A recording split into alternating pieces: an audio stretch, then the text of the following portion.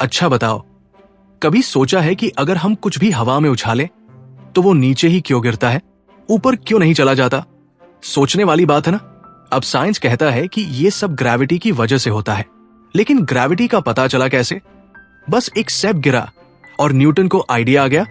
अरे भाई, बात इतनी सिंपल नहीं थी। चलो असली कहानी सुनाता हूं। ये कहानी शुरू होती है 1642 में, जब एक छोटे से गांव में इसाक न्यूटन नाम का बच्चा पैदा हुआ। बचपन में वो दूसरे बच्चों जैसा नहीं था। लोग कहते थे कि ये लड़का थोड़ा अलग है। दूसरे बच्चे खेलकूद में बिजी रहते और न्यूटन वो सोचने में बिजी रहता, ये पानी में लहरें क्यों बनती हैं? हवा से पवन चक्की क्यों घूमती है? दोस्त उसे अजीब नजरों से देखते हैं। एक दोस्त हंसकर कहता है, न्यूटन तू बहुत सोचता है यार।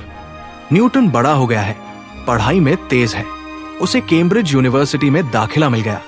लेकिन तभी सब कुछ ठीक चल रहा था। लेकिन 1665 में एक बहुत बड़ी प्रॉब्लम आ गई, प्लेग। ये एक भयंकर बीमारी थी जिसकी वजह से पूरा शहर लॉकडाउन में चला गया। यूनिवर्सिटी बंद हो गई और न्यूटन को घर वापस आना पड़ा। अगर कोई और होता तो छुट्टियों की तरह मस्ती करता, लेकिन न्यूटन भाई साहब ने घर में बैठकर सोचना चालू कर दिया।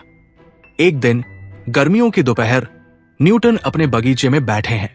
उनके हाथ में किताब है, लेकिन दिमाग कहीं और है। तभी एक सेब टपाक से गिरता है।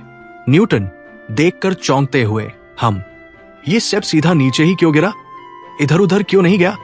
वो सेब को उठाते हैं, फिर आसमान की ओर देखते हैं। यही वो मोमेंट था जिसने साइंस की दुनिया बदल दी।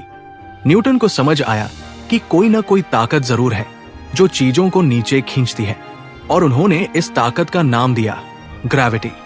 न्यूटन अब पूरी तरह से इस सवाल में उलझ चुके हैं।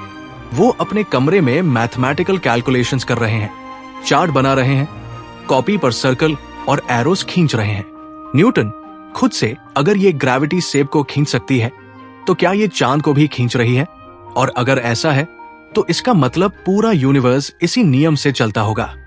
न्यूटन अब रुकने वाले नहीं थे। उन्होंने एकदम एडवांस्ड मैथमेटिक्स का इस्तेमाल किया और 20 साल की कड़ी मेहनत के बाद उन्होंने लॉ ऑफ यूनिवर्सल ग्रेविटेशन को प्रूव कर दिया। न्यूटन ने दुनिया को समझाया कि हर चीज, चाहे वो एक सेब हो, चांद हो या सूरज, सब एक दूसरे को अपनी तरफ खींचते हैं, और जितना ज्यादा द्रव्यमान, मास, उतनी ज्यादा gravity. Spacecraft, satellite, rocket science, Newton का सिद्धांत यहां भी काम कर रहा है। तो मोरल ऑफ द स्टोरी, कभी भी सवाल पूछना बंद मत करो। न्यूटन की सबसे बड़ी खासियत यही थी। उन्होंने एक सिंपल चीज पर सवाल किया और साइंस को नई दिशा मिल गई। अब ये सिर्फ बॉल गिरना नहीं है, ये ग्रेविटी है